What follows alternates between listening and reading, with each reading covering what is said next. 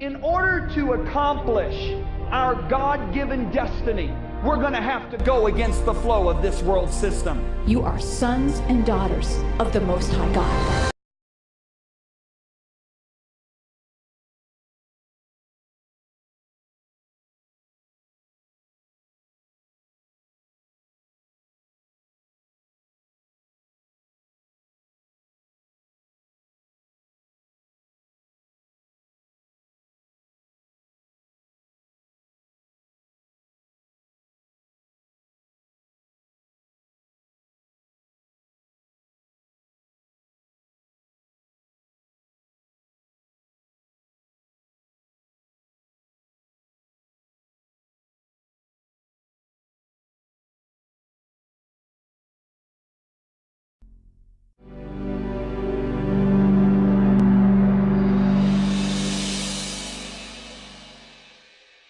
Estamos aqui em nosso escritório em Palmer Lake, Colorado, e eu me alegro em ver alguns dos nossos parceiros e amigos mais próximos aqui. Eu posso sentir sede, eu posso sentir uma sucção de fato saindo de mim agora, e isso é maravilhoso. Vocês são lindos, meus amigos, eu gosto de olhar para vocês porque vocês são cheios do Espírito Santo, e é por isso que vocês estão tão bonitos e formosos, não é? Nós estamos falando aqui sobre o Espírito Santo. Eu vou dizer uma coisa a vocês, nesse último mês a minha vida tem sido muito maravilhosa. Começou há cerca de um mês. Eu estava num jejum e senti que o Espírito Santo falou para ler o livro de Atos. E eu respondi, tudo bem. O engraçado é que, num jejum anterior, o Espírito Santo disse, leia o livro de Atos. E eu falei, tá, tudo bem. E eu lembro que, ao ler o livro de Atos antes, o que me chamou a atenção foi o apóstolo Paulo.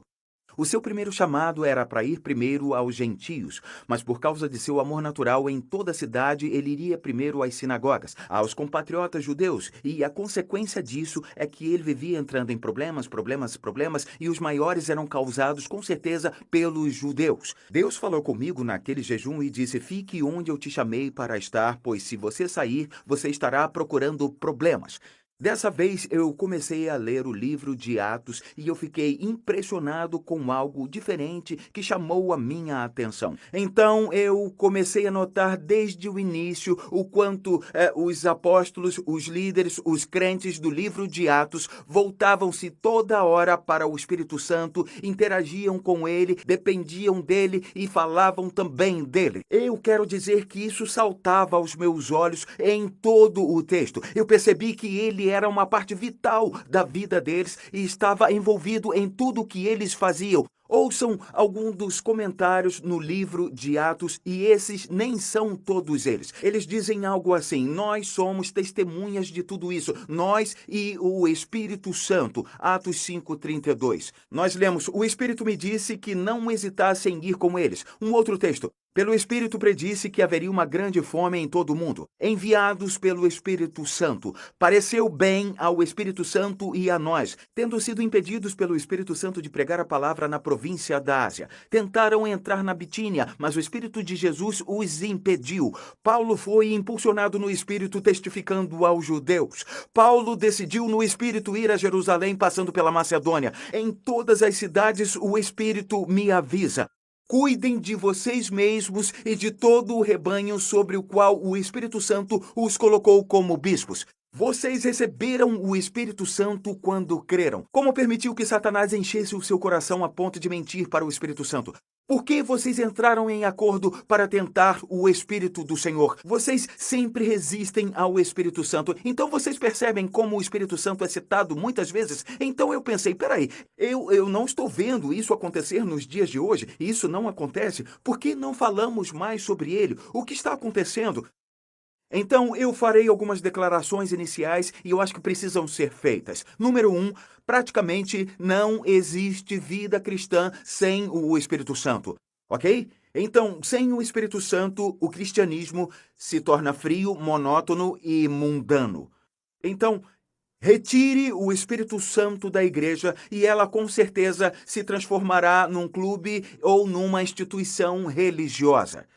Então, não há amor sem o Espírito Santo, não há revelação sem o Espírito Santo. Aliás, deixa eu lhe dizer uma coisa, a Escritura se torna letal Senhor Espírito Santo. Em 2 Coríntios diz algo interessante, diz, a letra mata, mas o Espírito vivifica. Não há visão sem o Espírito Santo. Não há alegria sem o Espírito Santo. Não há paz sem o Espírito Santo. Não há liberdade sem o Espírito Santo.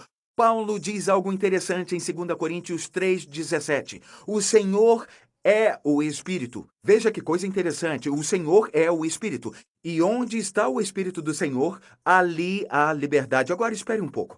Onde está o Espírito do Senhor? Ele é onipresente. Está em todo lugar. Precisamos de um entendimento maior do que ele está dizendo aqui. Uma tradução melhor do que ele está dizendo é: onde o Espírito Santo é Senhor, há liberdade. Não permitir que ele seja Senhor. O que significa? Ele é supremo em autoridade. Não permitir que ele seja Senhor em um lar. Em toda a vida cristã, em toda a igreja. Onde não permitimos que ele seja Senhor, não temos liberdade. Acabamos nos tornando frios, perdemos a nossa alegria, perdemos o nosso descanso, não temos paixão pela vida. Eu tenho 50 e poucos anos, não acredito que acabei de dizer isso. E eu ainda sou apaixonado pela vida como quando eu fui cheio do Espírito de Deus aos 19 anos, em junho de 1979. E agora vocês sabem quantos anos eu tenho. Então, sabem... O propósito do que estamos ensinando aqui é apresentar a vocês a pessoa do Espírito Santo. Volumes de livros poderiam ser escritos, eu poderia pregar por semanas sobre o Espírito Santo. Você pode imaginar se eu ficasse de pé aqui tentando falar sobre a minha esposa Lisa em 4 sessões? Não tem como. Eu sou casado com essa mulher incrível há 30 anos e eu vou dizer uma coisa, eu ainda estou crescendo em conhecimento e em entendimento sobre ela, sobre sua personalidade a cada dia. E realmente não tem como eu falar tudo sobre ela em 4 sessões. Eu posso apresentar você a ela, eu posso te dizer como fazer contato com ela, eu posso te dizer como interagir melhor com ela, como ouvi-la e como trabalhar com ela. Eu posso te colocar no caminho, mas eu não vou contar tudo sobre ela. Então, se você está esperando que eu te conte tudo sobre o Espírito Santo nessas 4 sessões, pode esquecer. Pois a Lisa só tem 30 anos e o Espírito Santo é eterno. Estamos falando de alguém eterno, ok? Ele é um pouco mais velho que a Lisa, entendeu? Pois muito bem. Tem um trágico erro que todo cristão solteiro comete e é o seguinte: ele tem tentado, ele se esforça estudar e compreender a obra do Espírito Santo sem primeiro vir a conhecê-lo intimamente como uma pessoa. Você comete um grande erro quando faz isso. É muito importante que estabeleçamos e determinemos em nosso coração que o Espírito Santo é uma pessoa divina. Aquele que é infinitamente santo, infinitamente sábio, infinitamente poderoso, mas também é infinitamente gentil, maravilhosamente sensível e maravilhosamente compassivo. Aquele que é digno de receber o nosso amor, a nossa adoração, a nossa fé, a nossa devoção e a nossa total entrega, ou se o Espírito Santo é simplesmente uma influência que emana de Deus, um poder divino místico, tipo quando nós pensamos num espírito de generosidade, espírito de democracia. Essa visão é grosseira, é superficial e é até legalista. E acreditar dessa forma abre espaço para o orgulho espiritual. Porque podemos andar por aí como se fôssemos uma ordem superior de cristãos e menosprezar as outras pessoas. Porém, se o compreendermos como infinito em majestade, em glória, em esplendor, poder, sabedoria e santidade, que ele, como uma pessoa, concordou com o Pai e com o Filho de vir fazer morada em nós e tornar a nossa vida melhor. Então isso nos fará prosperar e permanecer em humanidade, tenha certeza. Então, sabe o que as pessoas que veem Deus como uma influência ou simplesmente uma entidade divina, sabe o que essas pessoas estão sempre dizendo? Eu quero mais do Espírito Santo. Pessoas que o entendem como uma pessoa maravilhosa, mais poderosa, estão sempre dizendo: quanto mais de mim eu posso dar a ele. Você não vai andar por aí com orgulho espiritual porque sente que recebeu mais de uma pessoa. Você pensa, como posso dar mais de mim a esse Criador maravilhoso? Mais e mais e mais. Você diz amém? Amém. Uma das razões por que algumas pessoas enxergam o Espírito Santo como uma mera influência em vez de uma pessoa é porque se referem a ele como uma coisa. Vocês sabem, o Espírito Santo, aquela coisa, é uma coisa. Se eu ganhasse $1 por todas as vezes que eu já escutei isso no meu ministério, sinceramente, $1 cada vez que eu ouvi isso sobre o Espírito Santo, eu já estaria rico. É verdade. Muitos veem o Espírito Santo como uma entidade santa, em vez de ver aquele que é muito santo e deseja ser seu amigo íntimo. Se as pessoas meditassem na palavra de Deus, lessem ela e permitissem que ela se abrisse, perceberiam que o Espírito Santo possui uma mente. Romanos 8:27 fala sobre a mente do Espírito Santo, que ele possui vontade. 1 Coríntios 12:11 diz que ele distribui cada um de seus dons conforme ele quer. Ele possui emoções, como é dito sobre seu amor e sua alegria em Romanos 15, Gálatas 5:22 e Efésios 4:30. Preste atenção no que diz. Ele conforta, ele fala. Hebreus 3, no verso 7, diz, de fato, ele fala claramente. 1 Timóteo 4:1 nos diz, ele ensina. Eu não conheço nenhum professor mudo, você conhece? Eu sei que professores são pessoas que se comunicam, não é? Ele pode ser magoado, ele pode ser entristecido, Efésios 4:30. Ele pode ser insultado, Hebreus 10:29. Ele também pode ser resistido, Atos 7:51. Podemos mentir para ele, Atos 5. Nossa primeira impressão do Espírito qual é? Ele é uma pomba. E por que isso? Porque em todos os 4 evangelhos lemos que o Espírito Santo desceu sobre Jesus como uma pomba. Mas eu posso dizer uma coisa, nós não dizemos frases assim, ela corre como o vento, ou ele é forte como um touro. Isso não faz com que ela seja o vento ou ele seja um animal de 4 patas. Mas é claro que não, mas alguém pode dizer, João descreve o Espírito como lâmpadas de fogo diante do trono de Deus. E eu também posso dizer que a Bíblia diz, e olhei, e eis que estava entre os anciãos um cordeiro como havendo sido morto. Foi assim que João descreveu Jesus. Jesus com certeza não era um animal de 4 patas, assim como o Espírito Santo também não é fogo místico queimando diante do trono de Deus. Você está comigo? Então, o que é o Espírito Santo? Ele é a terceira pessoa da Trindade. Gênesis 1:26 diz, então disse Deus, façamos o homem à nossa imagem. Veja, a nossa imagem, conforme a nossa semelhança.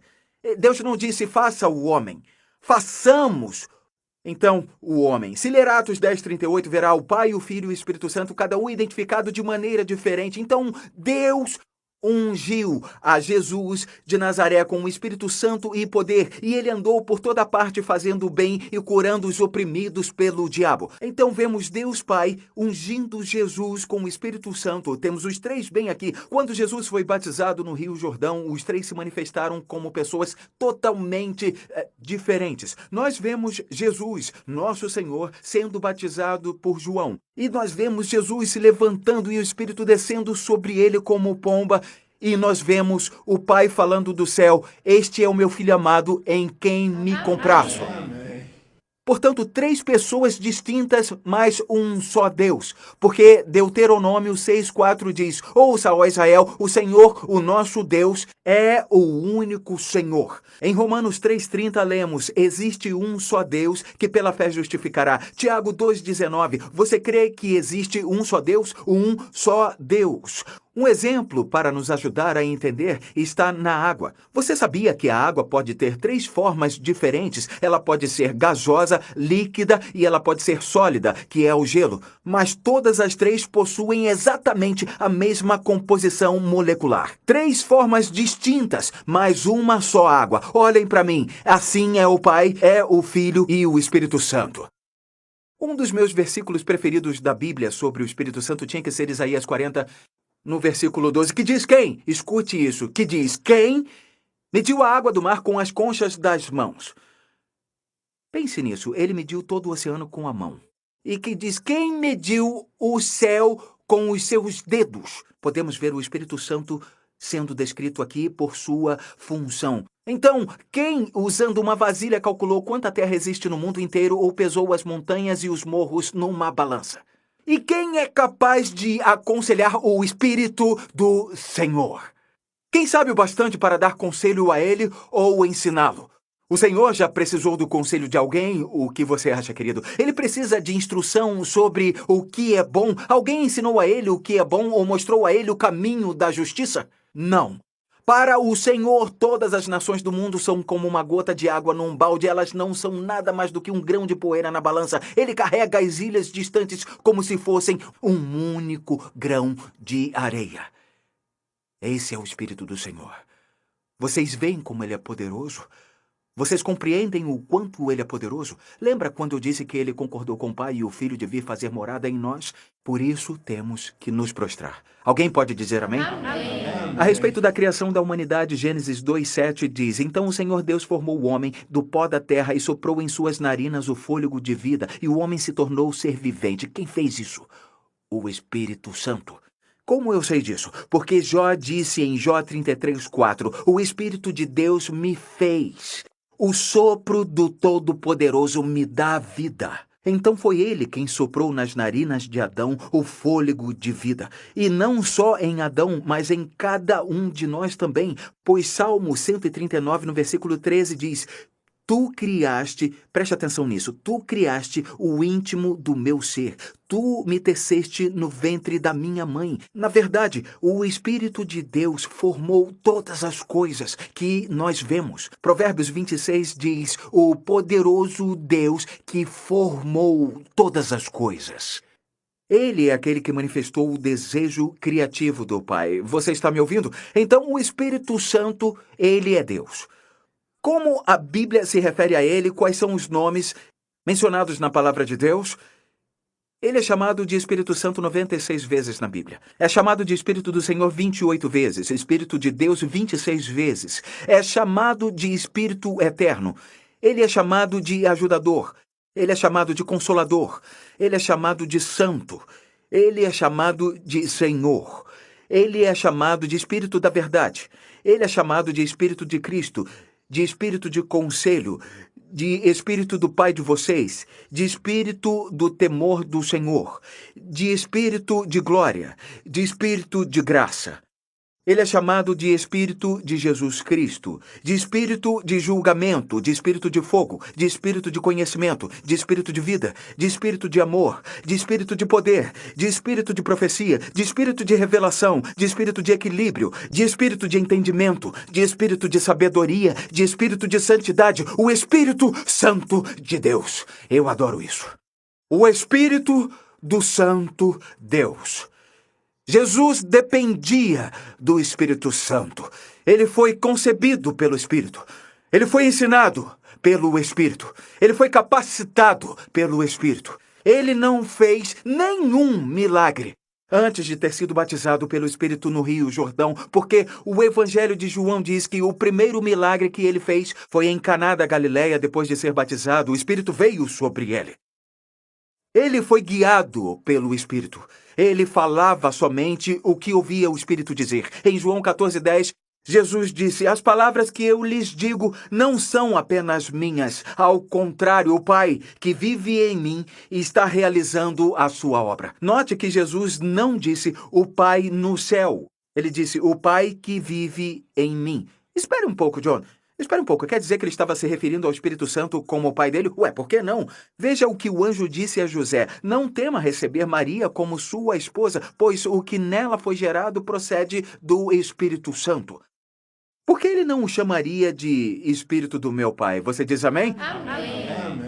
Jesus e o Espírito Santo atuavam juntos como um, lado a lado, quando ele estava na terra. Jesus fez essa declaração: O Filho não pode fazer nada por si mesmo.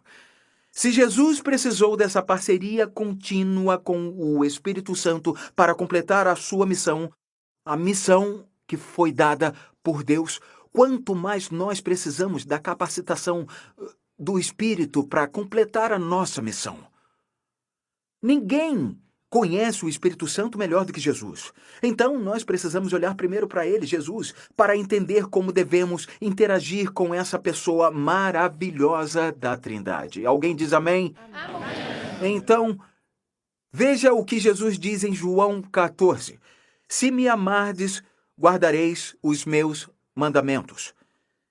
E eu rogarei ao Pai, e ele vos dará outro ajudador para estar com vocês para sempre, o Espírito da verdade. Porque o mundo não pode recebê-lo. Um ímpio não pode recebê-lo. Porque não o vê nem o conhece. Mas vocês o conhecem, pois ele vive com vocês e estará em vocês. Não os deixarei órfãos. Eu voltarei para vocês. Existem vários conselhos, mas acima de tudo Jesus disse, se me amardes, guardareis os meus mandamentos. Não é interessante? Ele introduz isso falando sobre o Espírito Santo e o que é obedecer ao seu senhorio, à sua palavra. O que é interessante é que Pedro diz em Atos 5,32, nós somos testemunhas de tudo isso, nós e o Espírito Santo que Deus dá aos que lhe obedecem. Por que não falamos sobre isso?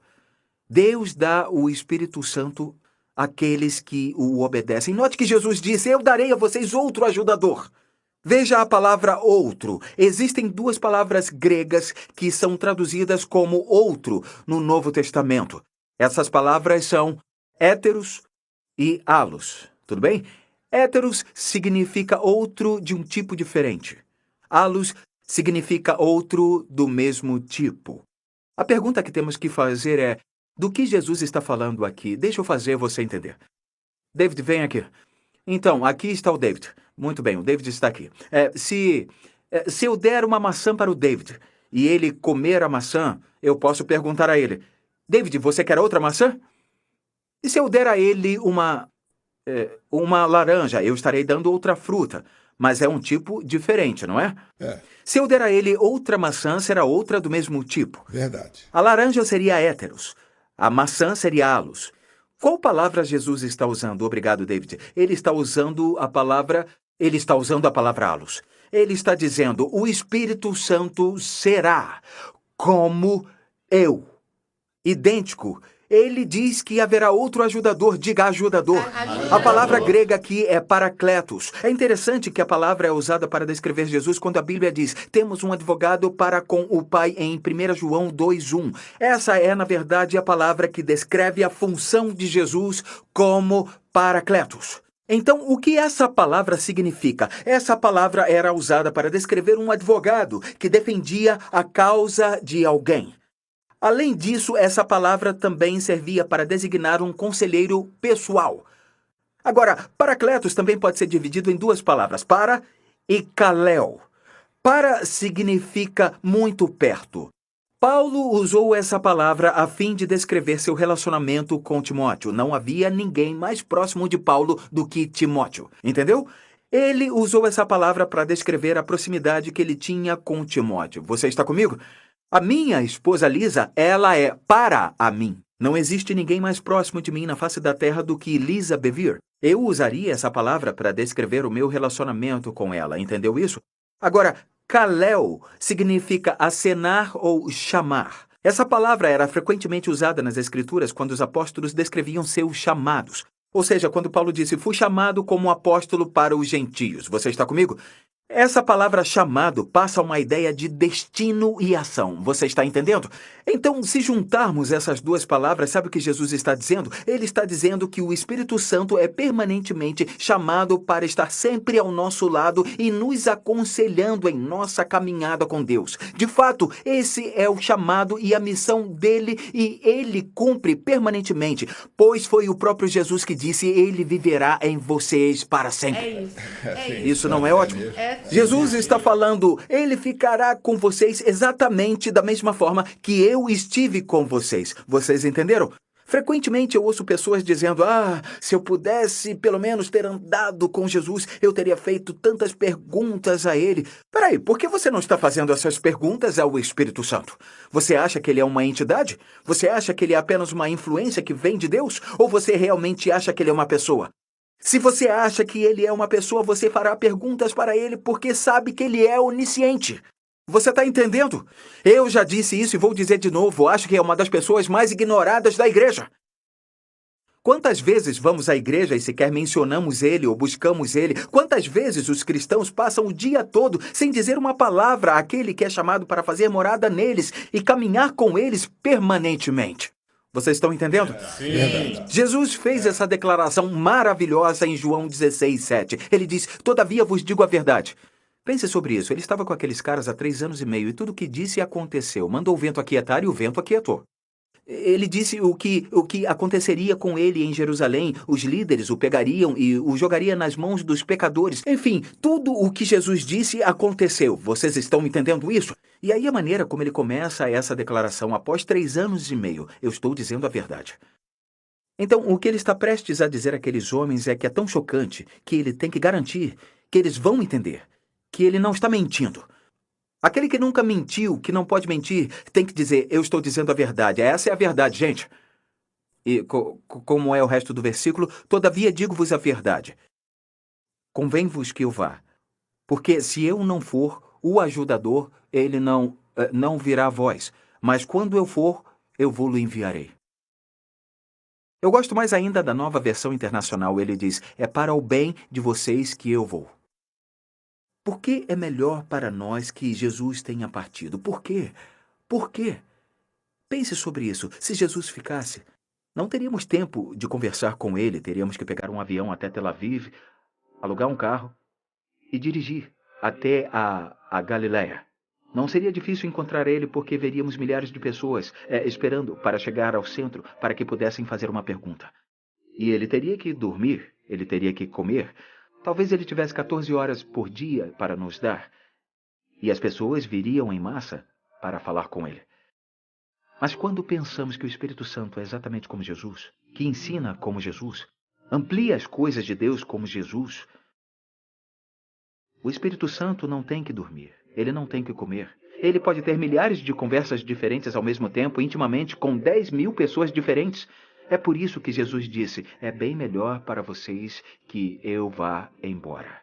Então, na próxima sessão, nós iremos falar sobre ter intimidade com esse Deus maravilhoso.